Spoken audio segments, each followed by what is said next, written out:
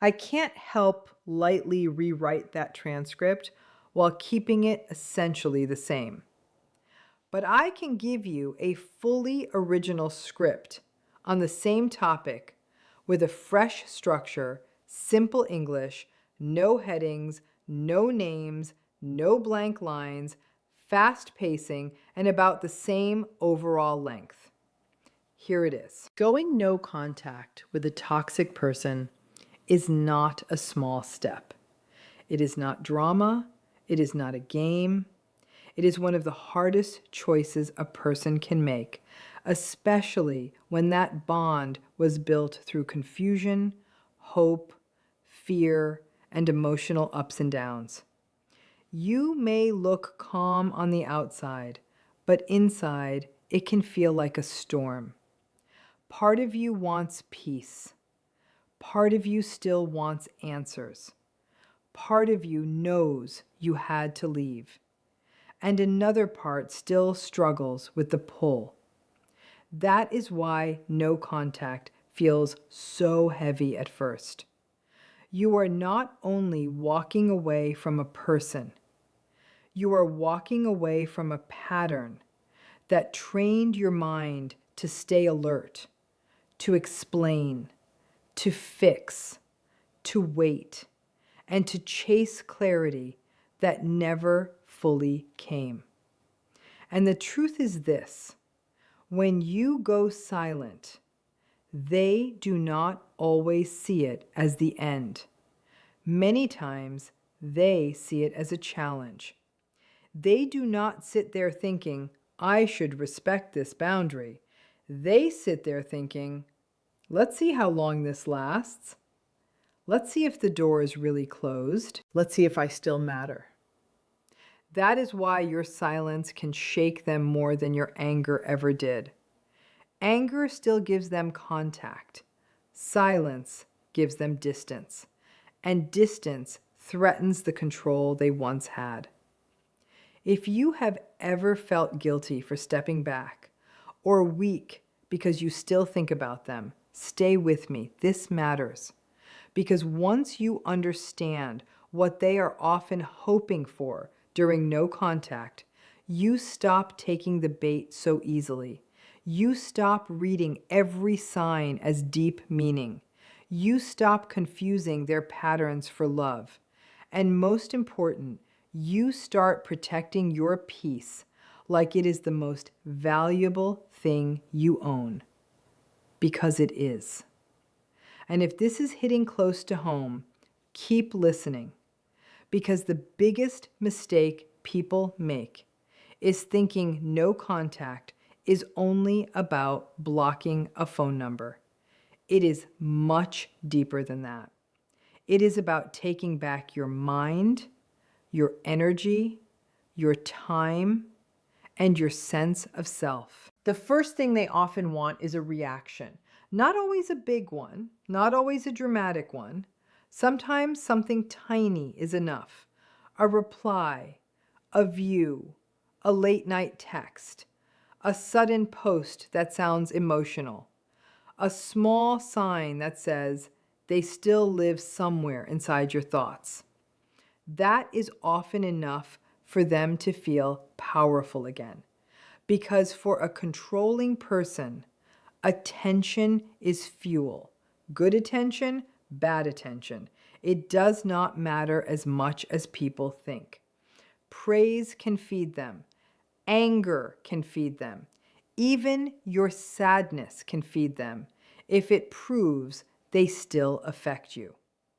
So when you go quiet, they may start testing the space. Maybe they watch your online activity. Maybe they ask someone about you. Maybe they post something vague that feels aimed in your direction. Maybe they say nothing at all and wait for your mind to do the work.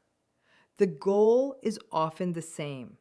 They want proof that your silence is not real freedom. They want proof that somewhere under the surface you are still emotionally tied to them. This is why small reactions matter more than people realize. The message is not always in the words. The message is in the fact that you responded. Once you react, they can tell themselves the connection is still alive. And if the connection is still alive, then in their mind, access is still possible. That is why silence feels so different to them. It removes the easy supply. It makes them uncertain. It forces them to face a loss of influence, and many of them do not handle that well. So they poke at the bond, they look for cracks, they wait for loneliness, guilt, nostalgia, or curiosity to wear you down. If you have ever almost broken no contact, just to say one thing, just to clear your name, just to defend your side, just to get closure. That urge is exactly where the trap often begins. A single reaction can reopen a door that took you months to close. So remember this: not every message deserves an answer. Not every silence needs to be filled. Not every feeling needs to become action. Sometimes your greatest strength is doing nothing at all. And yes, that is hard. But hard does not mean wrong. It often means you are finally breaking the cycle. The second thing they often want is your guilt. This one runs deep, because many caring people do not just walk away and feel free. They walk away and then start wondering if they were too harsh, too cold, too impatient, too unforgiving. That inner conflict is exactly what makes guilt such a powerful tool. A toxic person may not even need to say much. They may let silence do the work. They may act wounded through other people. They may paint themselves as misunderstood. They may hint that you abandon them. And slowly, your mind starts doing what it was trained to do. It starts carrying their feelings for them. It starts asking whether you hurt them by protecting yourself. It starts confusing boundaries with cruelty.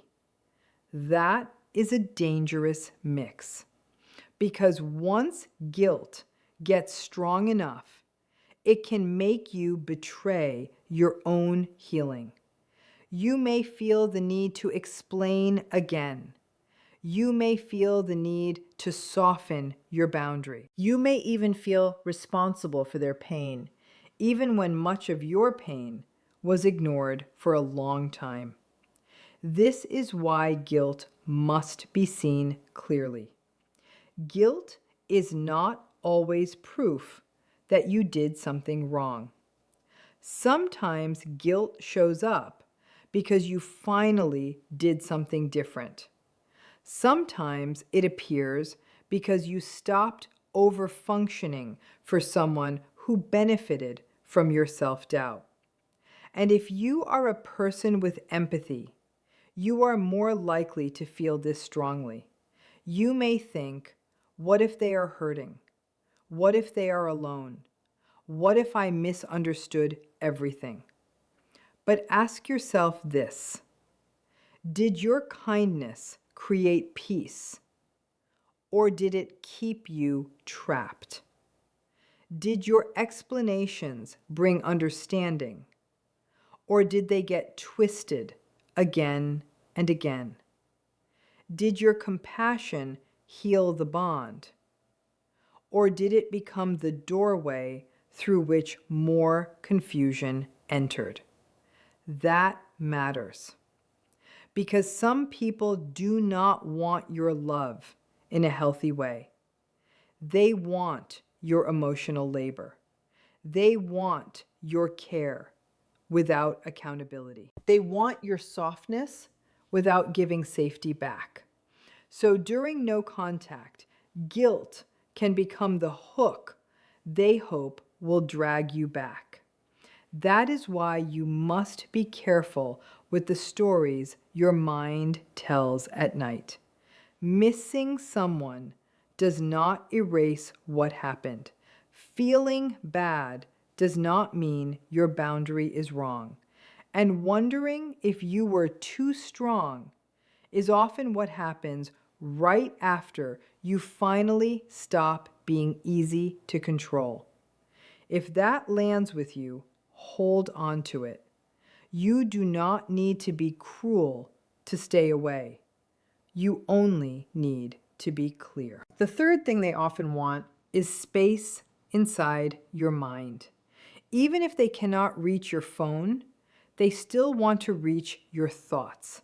This is where no contact becomes more than physical distance. You can block a number and still feel trapped for weeks because the real battle is often mental. They want you replaying old talks. They want you going over every mixed signal. They want you studying their social media like it holds the final answer. They want you wondering whether they meant what they said, whether they ever cared, whether the good moments were real, whether they have changed, whether they miss you, whether they are treating someone else better. That mental loop can eat up your energy one quiet hour at a time. And the harder you try to solve them, the more attention they still receive from you, even in their absence. That is why confusion is such a powerful tool in unhealthy bonds. Confusion keeps you attached. Clarity sets you free. When affection and pain get mixed together, your mind struggles to sort the truth. You remember the charm, then you remember the coldness. You remember the promise, then you remember the disappointment. You remember the sweet moment, then the sudden punishment. It starts to feel like a puzzle you must solve before you can move on. But here is the hard truth. Some puzzles were never meant to be solved. They were meant to keep you busy. They were meant to keep you emotionally occupied while your own life stood still. So when you keep analyzing every little thing, you may think you are healing, but sometimes you are feeding the old bond in a quieter form. This is why real recovery is not only about staying away from them, it is about reducing the mental rent they still collect from your attention. It is about catching yourself when you spiral. It is about saying, I do not need one more theory. I do not need one more clue. I do not need to decode every post, every silence, every memory. The need to understand everything can become its own prison. Freedom begins when you stop asking questions that keep you chained to the past. And let's be honest, that is not easy. But if you are still here, hear this clearly. Healing does not always start with a big breakthrough. Sometimes it starts the moment you refuse to give them one more hour of your peace. The fourth thing they often want is for you to doubt your decision. Not just miss them, doubt yourself. That is different and it matters. Missing someone can happen after any ending, but doubting your own reality is what keeps toxic cycles alive. They want you to forget why you left. They want time to blur the sharp edges. They want the lonely nights to make the past look softer than it really was. Over time, the nervous system calms down a little, and when that happens, the mind can start editing the story. The pain becomes less vivid. The tension fades in memory, and suddenly the charm begins to look bigger than the damage. You start remembering the laughter, the chemistry, the closeness, the exciting moments, and you stop feeling the full weight of the confusion, the fear, the exhaustion, and the emotional whiplash that came with it. They count on that. They often trust time to work in their favor. That is why some people reappear only after a certain gap. Not too soon, not too late. Just when your guard is lower and your pain is less fresh. Then comes the small message, the casual check-in, the old memory, the song, the little sign that seems sweet, harmless, maybe even meaningful. But many times it is not about growth. It is about testing access. They want to know if your boundary still holds. They want to know if longing has replaced clarity. They want to know if nostalgia can unlock what pain once closed. This is why keeping your own record of reality can help. Not because you want to stay bitter, but because memory can become selective when the heart is tired. Write down what happened. Write down how you felt. Write down what kept repeating. Write down the patterns, not just the promises. Because when doubt creeps in, facts can steady you. Doubt grows in emotional fog. Truth grows in clear reflection. And if you feel yourself slipping into maybe it was not that bad, stop and ask a better question. Was I truly at peace? Could I be myself? Did I feel safe, respected, and emotionally steady? Or was I always trying to earn small pieces of care while ignoring big pieces of pain? That question cuts through the fog. And if this part is making you uncomfortable, that may be a sign it is touching something real. Stay with it. Because the moment you stop romanticizing the cycle is the moment the cycle starts losing power over you. The fifth thing they often want is another chance without real change. This is one of the hardest traps to resist because it often arrives wearing the face of hope. Maybe they sound softer. Maybe they seem calmer. Maybe they say they have been thinking. Maybe they tell you they understand now. Maybe they say all the words you waited so long to hear. And for a moment, your heart wants to believe it. Of course it does. Most people do not walk away because they stopped caring. They walk away because caring was not enough to make things healthy. So when even a small sign of improvement appears, it can wake up the old dream, the dream that maybe this time will be different.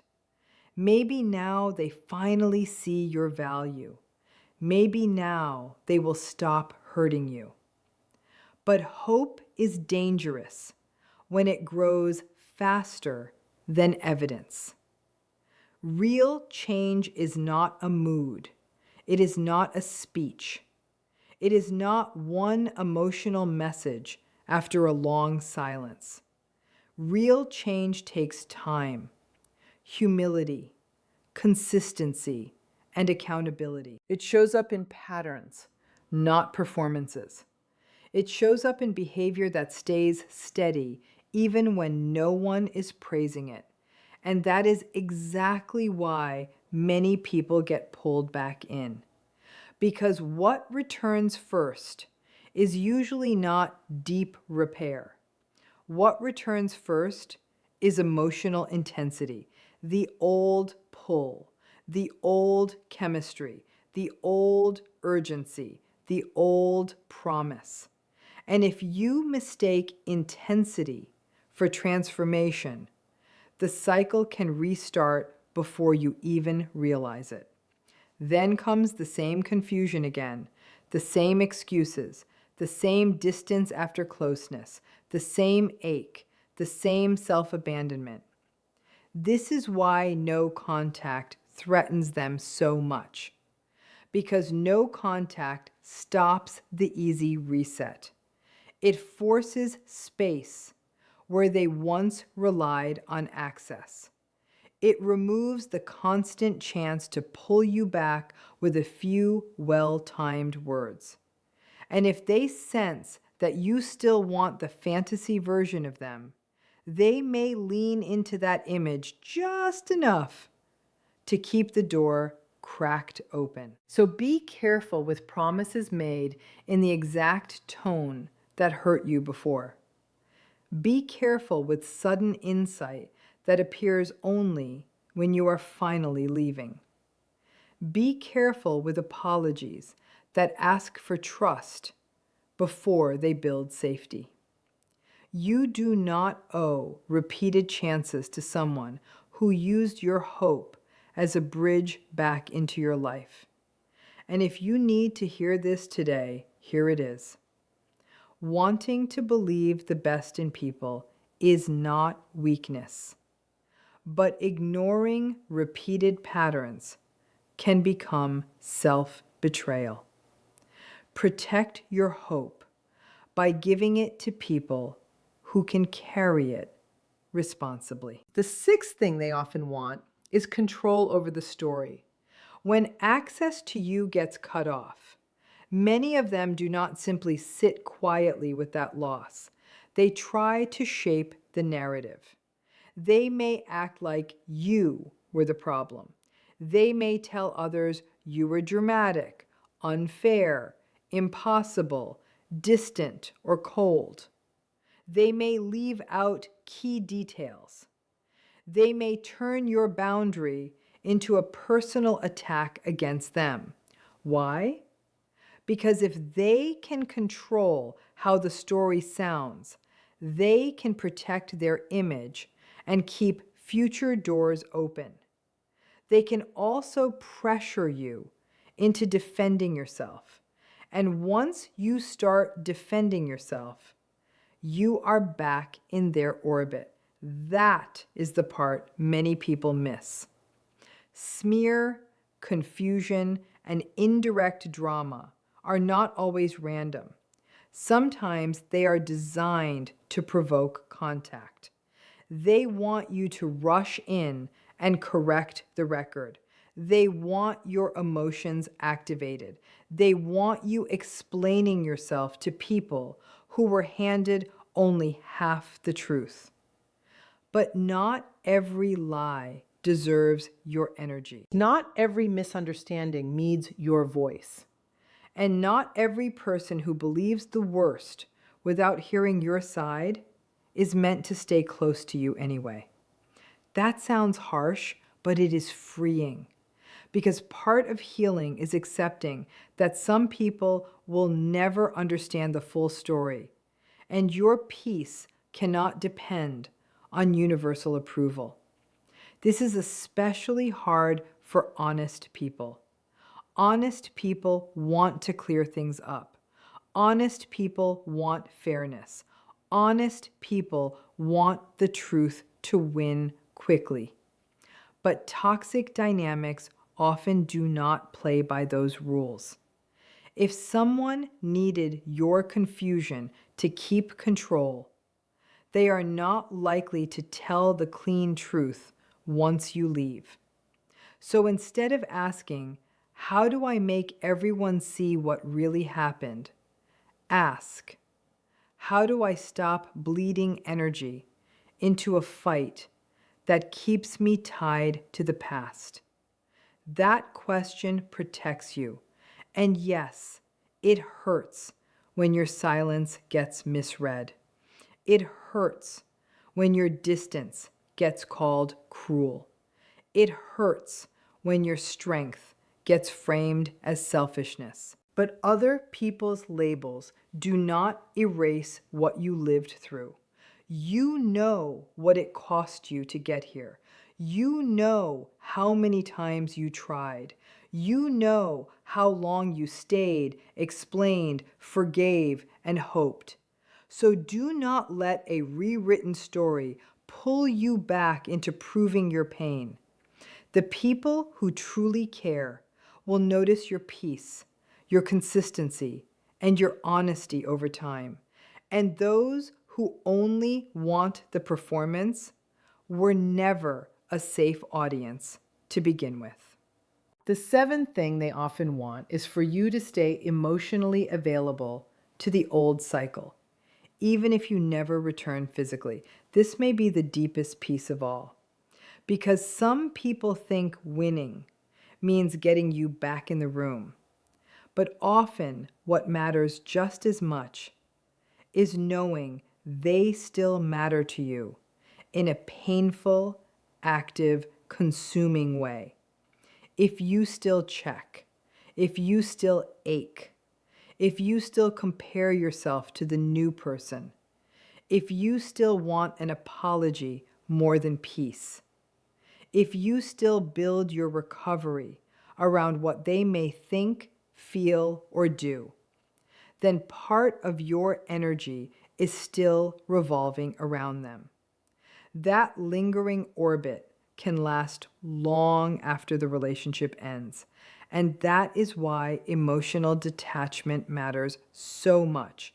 Not coldness, not denial, detachment. The kind that says, I remember what happened, but I no longer offer my nervous system to it every day.